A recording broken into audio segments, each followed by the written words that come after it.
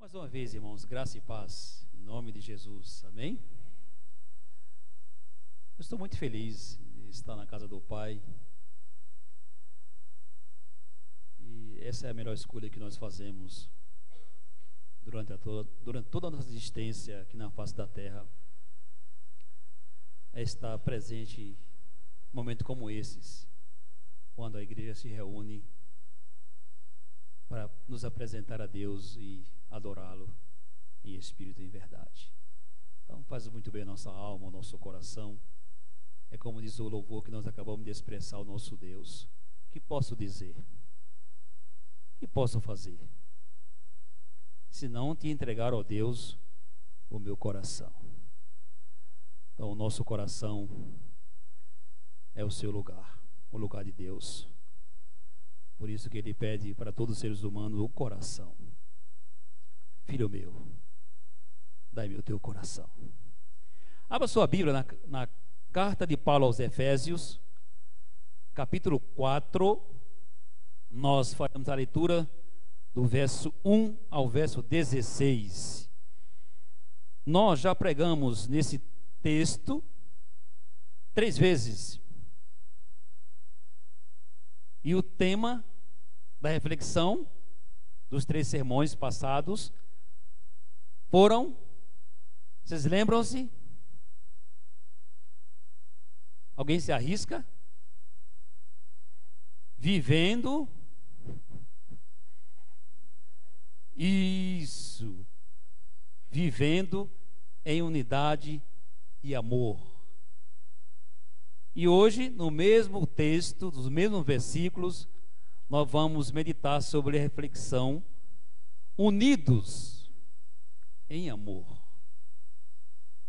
Unidos em amor. Então, já encontrou o texto?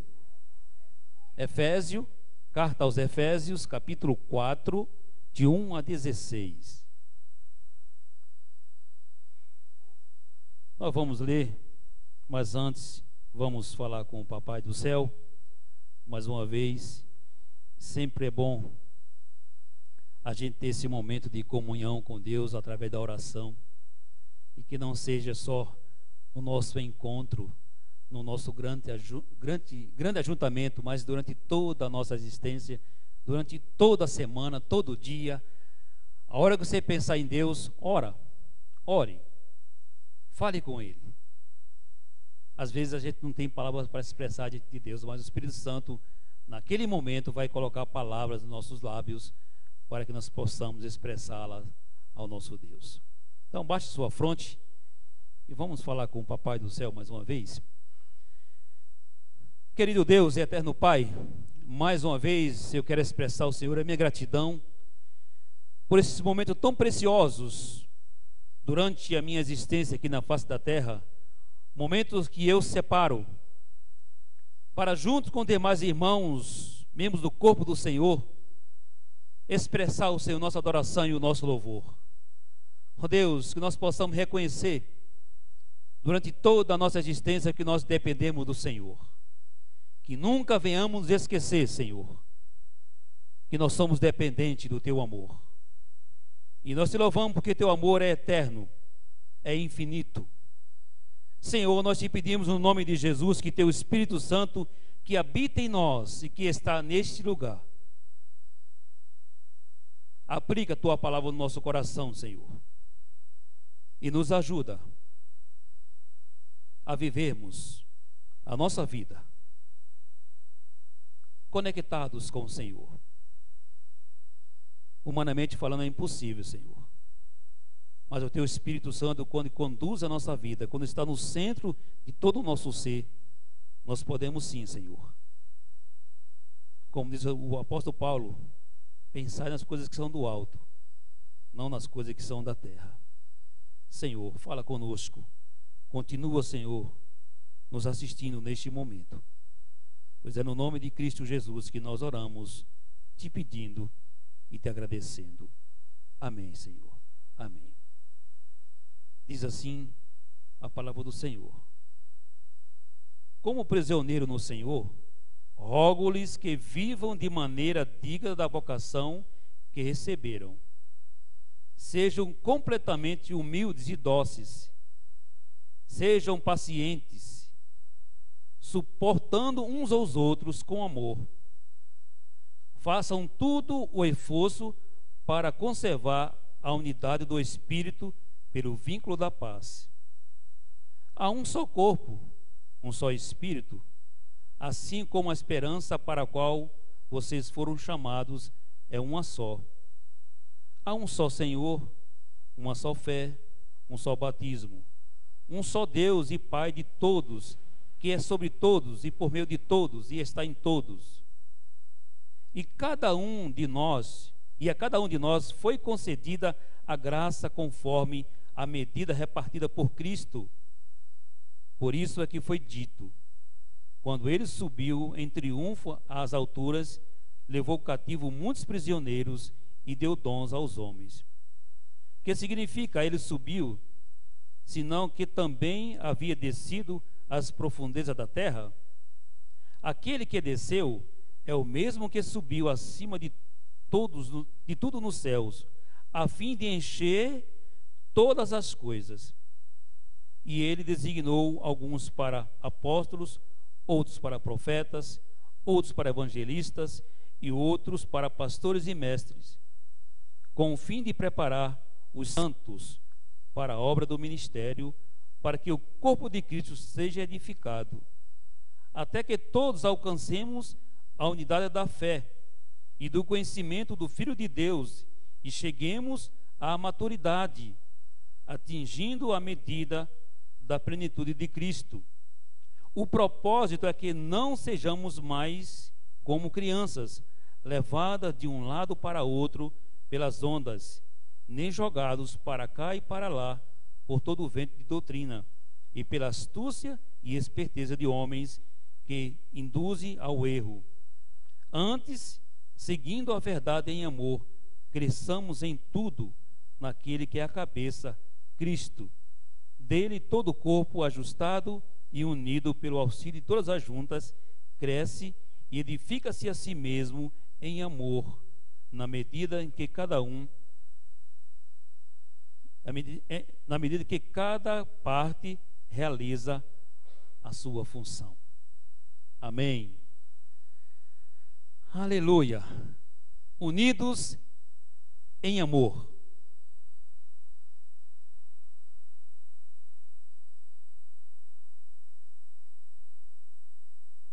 Eu quero começar essa introdução dizendo o seguinte. Eu vou aqui buscar na memória de vocês.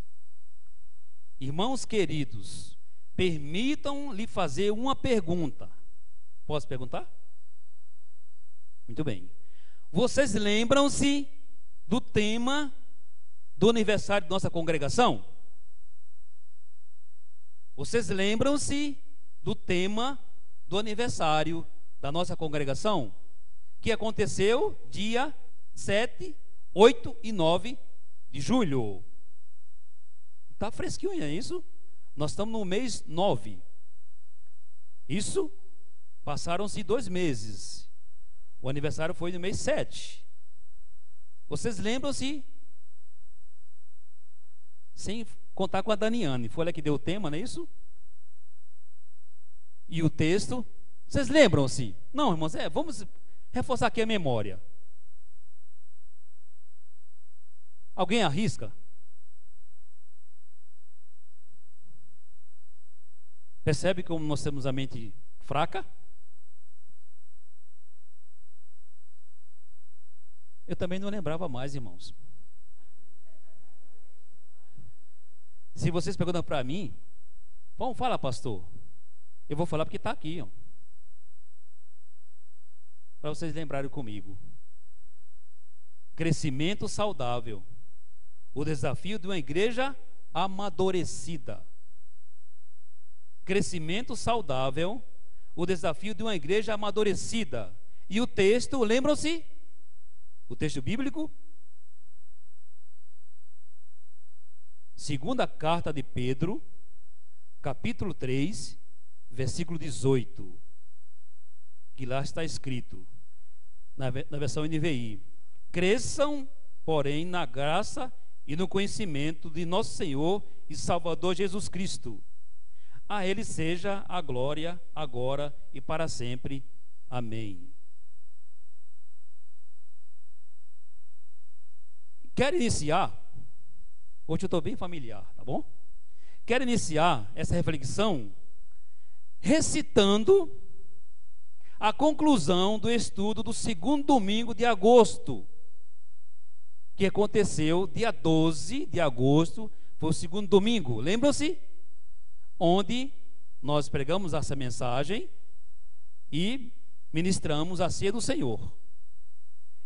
E a conclusão do sermão do dia 12 de agosto foi: a conclusão, o amor crescente entre os membros da família de Deus nos aproxima mais um dos outros e nos estimula a cuidar do outro. Vou repetir: o amor crescente entre os membros da família de Deus nos aproxima mais um dos outros e nos estimula a cuidar do outro. Tem tudo a ver com o tema da mensagem, ou seja, do aniversário da nossa congregação, crescimento saudável, o desafio de uma igreja amadurecida. Vocês percebem como nós somos falhos? A gente não conseguimos guardar na memória o tema do aniversário. E como crescer? A gente não esquece de se alimentar, né? Fisicamente. Porque se alguém não comer, morre. A fome mata. E a gente não esquece de comer arroz e feijão, porque a gente quer ficar forte, a gente quer crescer, a gente quer produzir. E a igreja também tem que crescer, também tem que produzir.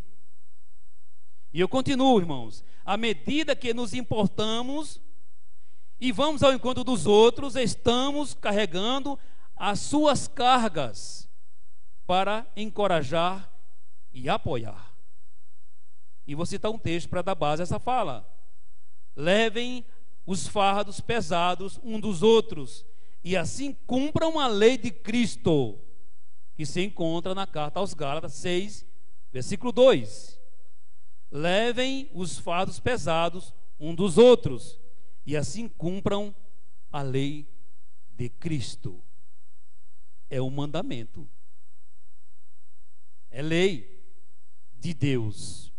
A carta aos Efésios nos ajuda a definir as características de uma igreja saudável. Uma igreja saudável deve ter uma compreensão bíblica de ministério. Deus é onisciente, sabe todas as coisas. O texto que o irmão Nivaldo escolheu para a leitura bíblica do culto diz lá que nós somos sacerdotes. E todo crente em Jesus Cristo é um sacerdote. Todo crente em Jesus Cristo. Quero mencionar apenas 3 características bíblicas de uma igreja saudável. Apenas 3. Primeira característica de uma igreja bíblica, para que seja saudável, ela vê em seus líderes como treinadores. Essa é a primeira característica. A igreja, ela vê em seus líderes como treinadores. E o versículo 12 de Efésios 4 diz isso: com o fim de preparar os santos. Me permita aqui fazer uma colocação aqui sobre futebol. Hoje, o técnico de futebol, ele é chamado de professor. Isso. Hoje, né, os atletas, até mesmo, né, a mídia, enfim, de modo geral, quando se dirige ao técnico, professor. Então, uma igreja bíblica, ela tem que ver nos seus líderes como treinadores. E vou recitar de novo o versículo 12: com o fim de preparar os santos para a obra do ministério, para que o corpo de Cristo seja edificado. Então, guardem isso em mente, meus irmãos. Uma igreja madura, ela tem que ver isso nos seus membros, nos seus líderes, como treinadores. Segunda característica de uma igreja bíblica e saudável, ela vê cada membro como um ministro. Os irmãos já sabem muito bem que eu não gosto, quando vai chegar o fim do ano, que tem eleições na igreja para nova diretoria, né, para cargo na igreja. Eu estou me esforçando para não usar mais essa palavra cargos. É ministério, irmãos. É ministério, não é cargo. Então, cada membro da igreja de Cristo tem um ministério. Eu tive um cargo na igreja, não nessa igreja, mas em outra igreja. Durante 11 anos eu tive um cargo, e eu a tinha como um ministério, porque se não fosse assim, eu teria abandonado o meu cargo. E o cargo que eu exerci durante 11 anos na igreja era, no documento estava zelador, mas na prática não era zelador, era faxineiro. E eu a tive, zelei com muito zelo durante 11 anos com um ministério, porque se não for assim, eu teria pedido as contas. Então essa é a segunda característica de uma igreja bíblica e quer amadurecer. Ela vê em cada membro como um ministro. E vou citar o versículo 12 ainda: com o fim de preparar os santos para a obra do ministério. Então, querido, só para lembrar, ponha em mente. Primeira característica: a igreja deve ver nos líderes como treinadores. Segunda característica: ela vê em cada membro como um ministro. Então, você que tem funções aqui nessa congregação, lembre-se disso: você é um ministro de Cristo. A irmã Lúcia tem aqui na igreja um ministério. Ela é um ministro, é uma ministra do Evangelho de Cristo, exercendo uma função e talvez você não queira mais exercer, mas ela faz com muito amor, porque é um ministério, e isso sem ganhar bem. Não é isso, irmã Lúcia? A irmã ganha bem aqui na congregação? Os seus honorários é um valor bem alto? Bem mal. Mas a irmã Lúcia faz com muito amor, porque ela tem como um ministério dado pelo Senhor. Porque, irmãos, olha, você sabe como é que eu costumo, irmã Lúcia e irmãos, comparar a limpeza, que nós chamamos de faxina, com a vida cristã. Mas o que tem a ver, pastor? Faxina com vida cristã? Com vida com Cristo? Tem tudo a ver. A vida cristã, você tem que se esforçar, se disciplinar para viver uma vida carregada do coração de Deus. Primeiro. Mas nós somos humanos, nós vamos falhar, nós vamos errar. E quando você erra, todo mundo vê. Olha lá, diz que é crente. Olha o que ele fez. Olha o que ela fez. E diz que é crente. É da igreja batista. É igual a faxina. Se eu chegar aqui na igreja e ver essa cadeira toda suja, todo mundo vai ver. Puxa vida, olha como é que cadeira suja, imunda. Cadê a faxineira da igreja? Agora você está bem limpinho assim, branquinho igual leite. Ninguém percebe. Não é assim? Ninguém percebe que ela está limpinha. Agora se está suja, todo mundo vê e invita a sentar nela, porque ela está suja. Então, essa é a segunda característica de uma igreja bíblica. Vou repetir para você guardar. Ela vê em cada membro como um ministro. Terceira característica de uma igreja bíblica e que é saudável, ela dá atenção especial para o amadurecimento e a edificação dos membros do corpo de Cristo. Repito, ela dá atenção especial para o amadurecimento e a edificação dos membros do corpo de Cristo.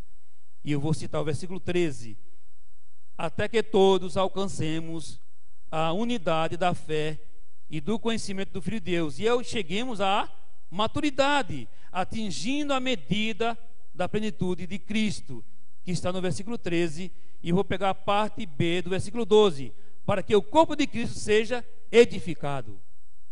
Então essa é a terceira característica de uma igreja saudável. Ela dá atenção especial para o amadurecimento e edificação dos membros do corpo de Cristo.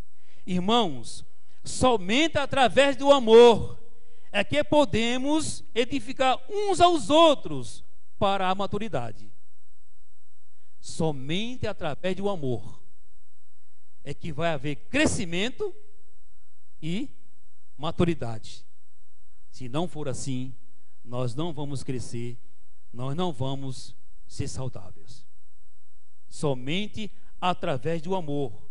A igreja só pode apresentar um testemunho convincente de Cristo Jesus como um Salvador e Senhor quando as pessoas veem em nós o amor de Jesus vivido na prática. Só então ouviremos para a glória dele esta verdade: Deus é real na vida dessa comunidade. Se não for assim, meus irmãos, na prática as pessoas não vão ver Deus na minha vida e na sua vida. Vou repetir: a igreja só pode apresentar testemunho convincente de Jesus Cristo como Salvador e Senhor quando as pessoas veem em nós o amor de Jesus vivido na prática. Só então ouviremos para a glória dele esta verdade: Deus é real. E aquela frase que eu falei assim: pastor, já não aguento mais ouvir o senhor citar essa frase. Igreja é gente que precisa ser vista por gente que quer ver Deus na vida da gente. Se não for assim, nós somos apenas religiosos. Eu estava falando para os irmãos aqui no culto de quarta-feira e hoje pela manhã, que eu fiquei tão feliz. Eu caminhei um pouco do Rio de Janeiro nesses 3 dias, irmãos, todas as igrejas evangélicas que eu vi lá, de culto, abarrotada. Eu falei: o que acontece aqui no Rio de Janeiro? O que acontece aqui no Rio, nas igrejas que estão lotadas? E lá em São Paulo, as igrejas batistas, né? Todas. O que acontece? Em Natal, não é porque eu vou para lá que eu vou puxar ali para minha brasa. Um templo pequeno, irmãos. Assembleia de Deus. Lá chama culto de doutrina, que é na sexta-feira. A igreja tem em torno de 140 membros. A frequência nos cultos de doutrina é 80, 70, 100 irmãos. O que ela tem que aqui não tem? O Deus não é o mesmo? Jesus está lá em Natal agora, no Rio de Janeiro, está aqui. O que está faltando em nós? Exatamente essa frase que eu acabei de citar e vou repetir: a igreja só pode apresentar o testemunho convincente de Jesus Cristo como Salvador e Senhor quando as pessoas veem em nós o amor de Jesus vivido na prática. Só então ouviremos para a glória dele esta verdade: Deus é real na vida desse povo. Como podemos ler em Atos 2,47, que vou ler para mim e para você. Atos 2,47: louvando a Deus e tendo simpatia de todo o povo, e o Senhor lhes acrescentava diariamente os que iam sendo salvos. Vou repetir Atos 2,47. Louvando a Deus e tendo simpatia de todo o povo, e o Senhor lhes acrescentava diariamente os que iam sendo salvos. Deus é real. Um pequeno testemunho. Eu cheguei numa residência para um almoço, e nessa residência tinha uma ordem lá da proprietária da residência para que não entrasse bebida alcoólica enquanto eu estivesse ali. Irmãos, isso é louvável. Aqui não pode ter bebida alcoólica enquanto estiver aqui o pastor Antônio. E eu falei, irmãos, por favor, esqueça esse título. Eu sou um crente de Jesus Cristo. E essa ordem foi mantida, foi obedecida. Só que alguém que não consegue se libertar ainda da bebida alcoólica, da espumante, um churrasco,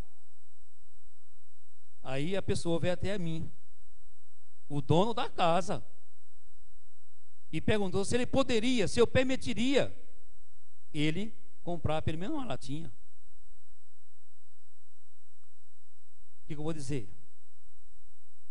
Eu falei, não tem uma ordem? Tem que ser obedecida. Mas se o senhor autorizar, ela vai entender, ela vai aceitar. O senhor autoriza? Eu falei, claro. Eu te compro apenas uma caixa, que são 12 unidades. E assim foi feito. Só que acabou às 12 e o churrasco continuou. Chegaram umas 12.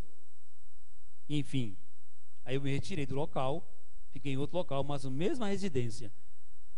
Então isso é louvável, irmãos, porque eles veem Jesus em meu viver. Ele é um crente. Deus é real na vida deste homem e desta mulher.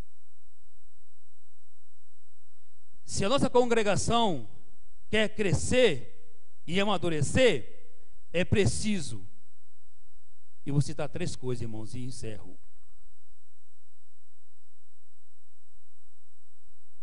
Primeiro, conhecer bem uns aos outros. Se a nossa congregação quer crescer e amadurecer, é preciso primeiro conhecer bem uns aos outros. E vou ler Oséias 6, versículo 3. A primeira parte diz assim: conheçamos o Senhor e esforcemo-nos por conhecê-lo.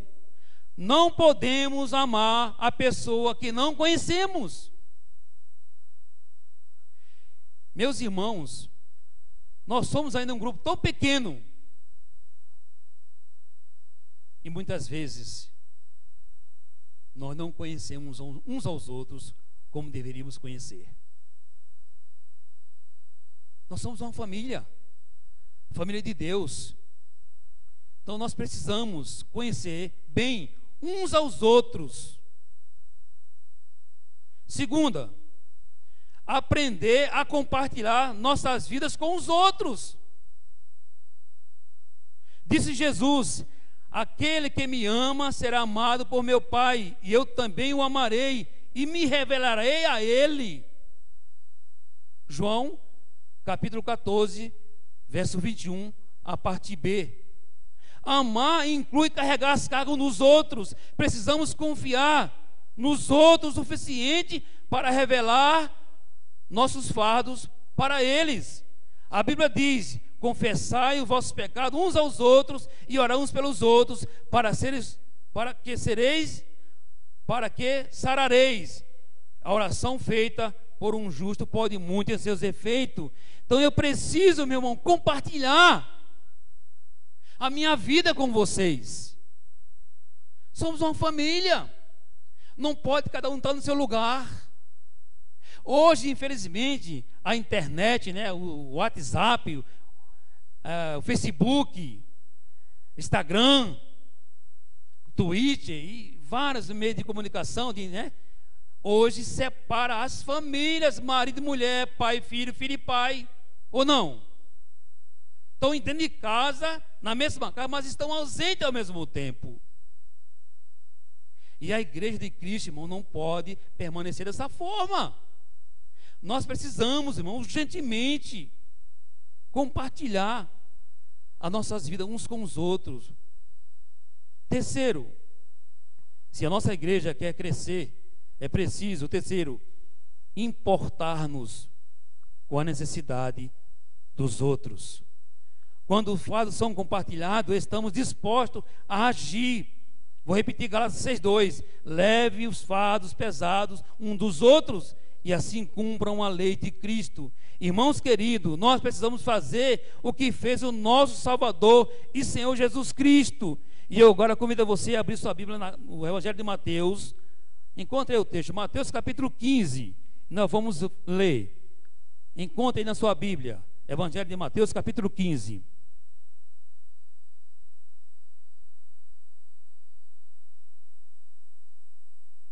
Acharam?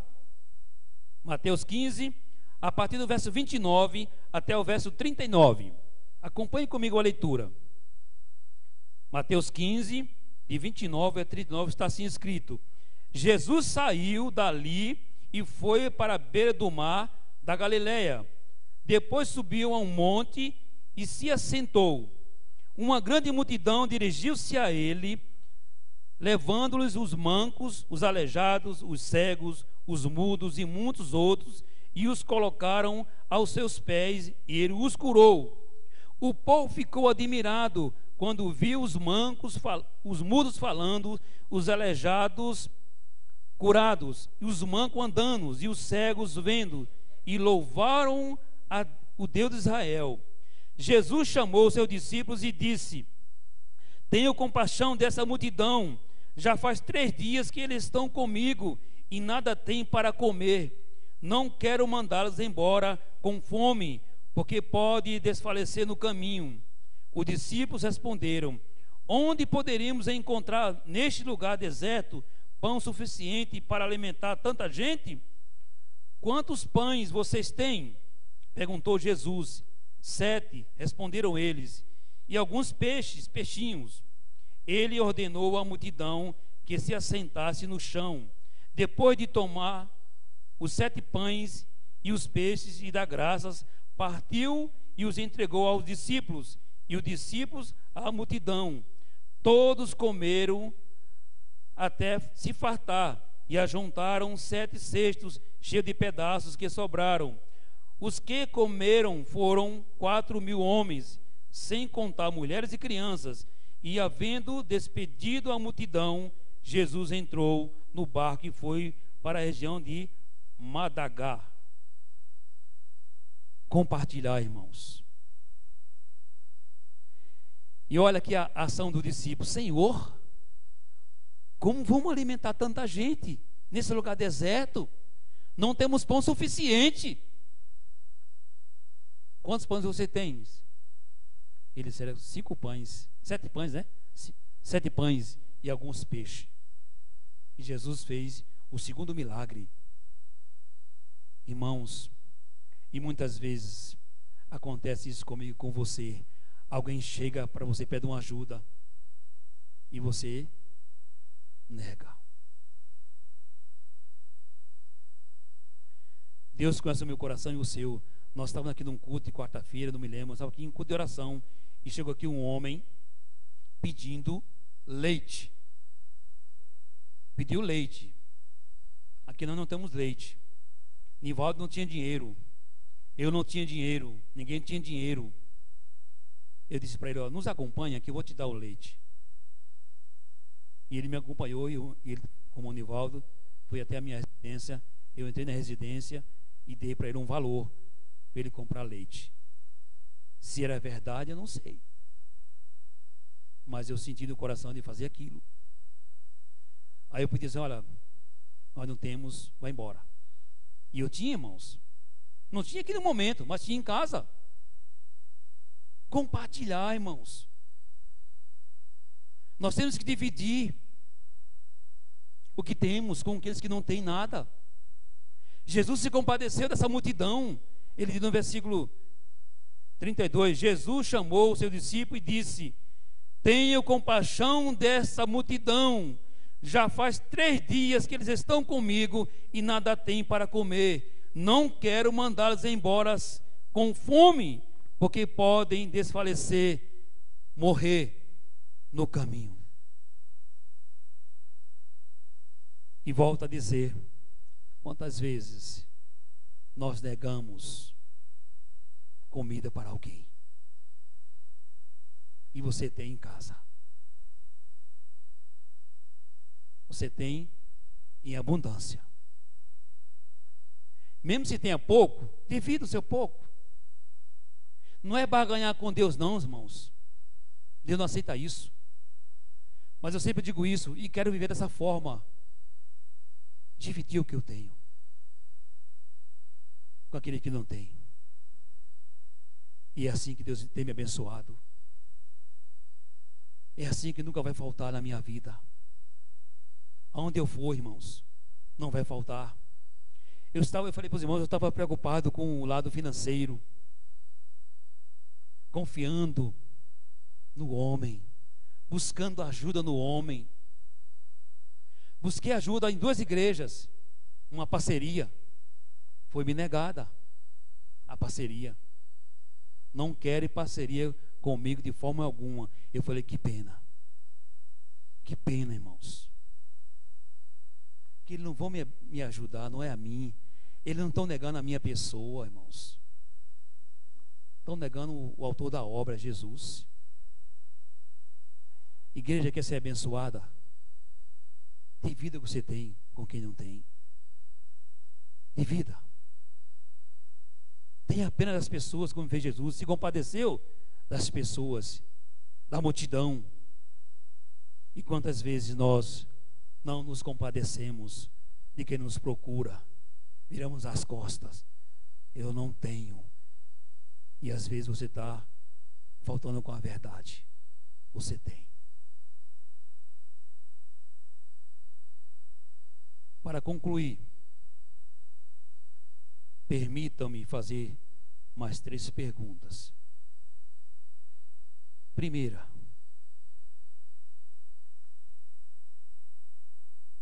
nós nos conhecemos bem? Você fala: claro, pastor. Nós nos conhecemos bem? Nós temos dificuldade, irmãos, de gravar o nome um do outro. A gente esquece, não é mesmo? Até o nome da esposa a gente esquece. Acontece. Nós nos conhecemos bem? Se não, precisamos planejar tempo para estarmos juntos. Alguém diz: ah, pastor, mas eu não gosto de panelinha. Isso é panelinha, misericórdia. Quem pensa dessa forma: eu não quero fazer parte de panelinha. Então você não é membro do corpo de Cristo. Então você não é membro da família de Deus. Pense melhor. Segunda pergunta: nós compartilhamos?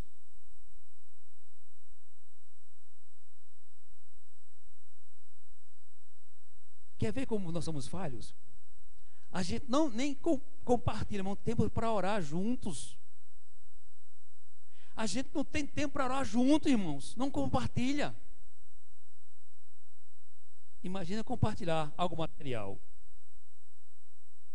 Caso contrário, precisamos crescer e abrir as nossas vidas uns para os outros.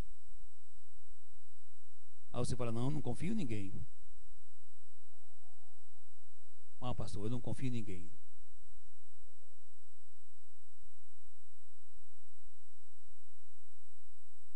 Terceira pergunta e última: nós estamos indo ao encontro dos demais? Quando alguém se ausenta do culto, da comunhão da igreja, apenas 2 domingos, não vamos pensar muito tempo não, a gente vai ao encontro dessa pessoa. A gente liga para ele, Nós temos feito isso?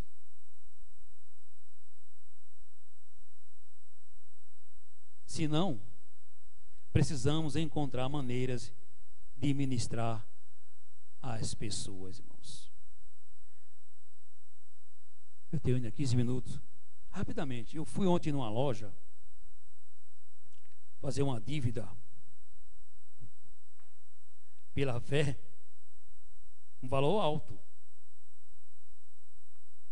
E a pessoa que nos atendeu, a vendedora, chorava muito. Mas chorava de verdade mesmo. A lágrima estava até molhando os documentos que ela estava preenchendo. Aquilo me preocupou, irmãos. Aí eu falei, me dê aqui uma liberdade de fazer uma pergunta, posso? Ela disse, pode. Eu brinquei, né? Mulheres, por que choras? Aí ela chorou mais ainda.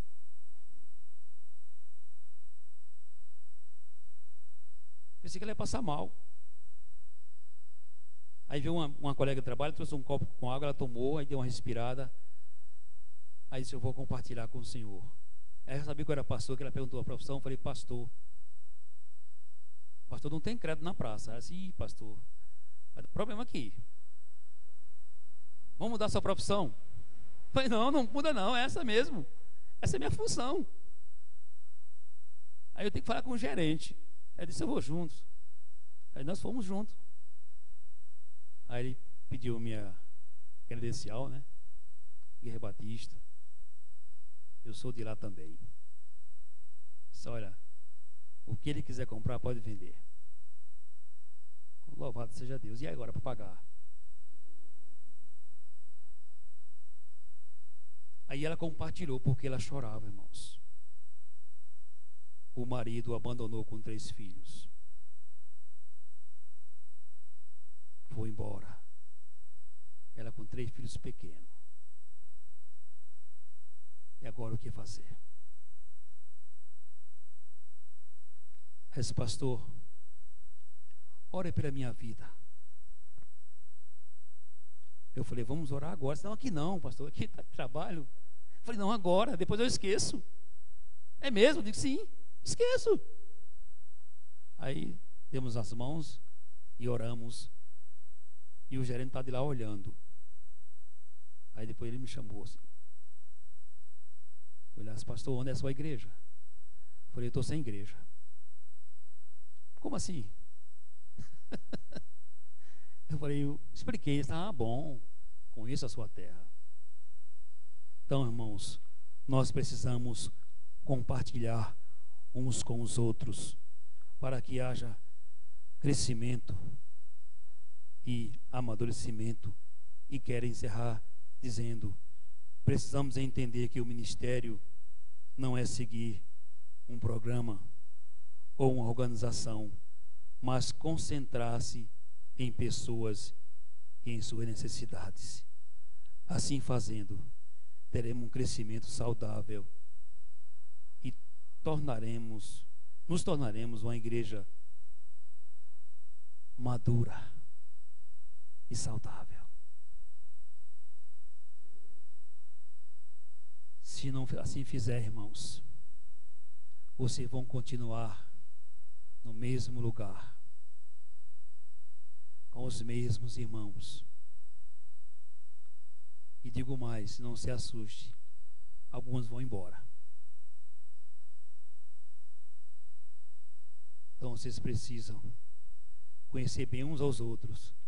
Vocês precisam aprender a compartilhar a vida uns com os outros. Vocês precisam compartilhar a necessidade uns com os outros.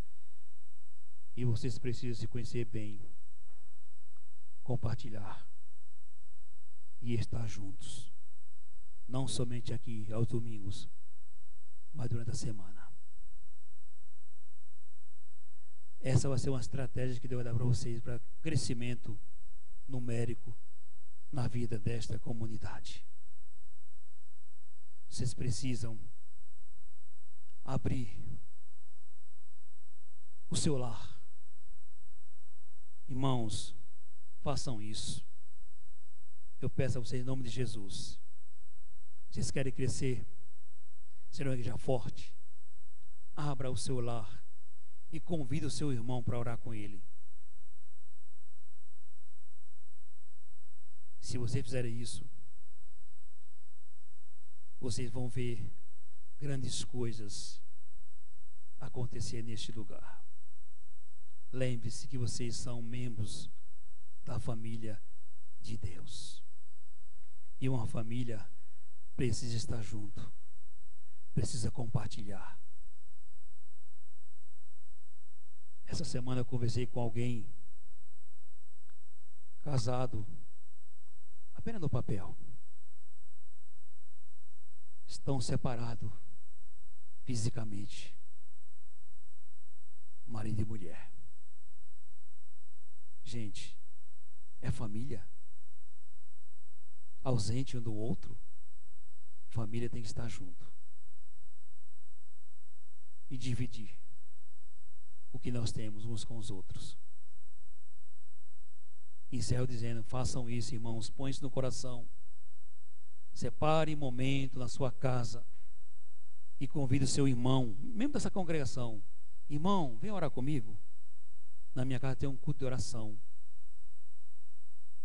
E vocês vão ver pessoas lhe procurando para estar com vocês nesse culto de oração. Pessoas não membros dessa congregação.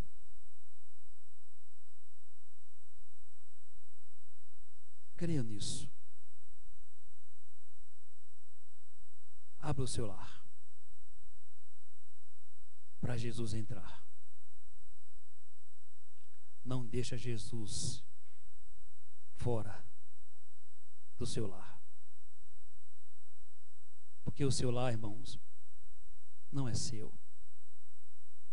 A sua casa é de Jesus, não é sua.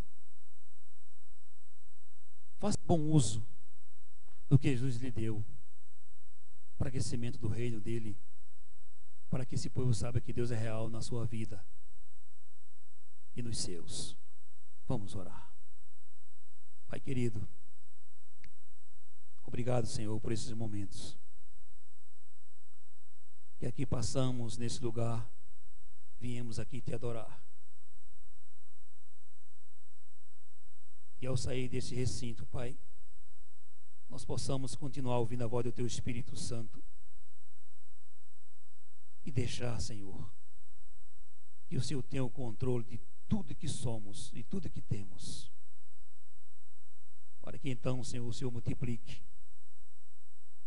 e nós possamos assim servir ao Senhor.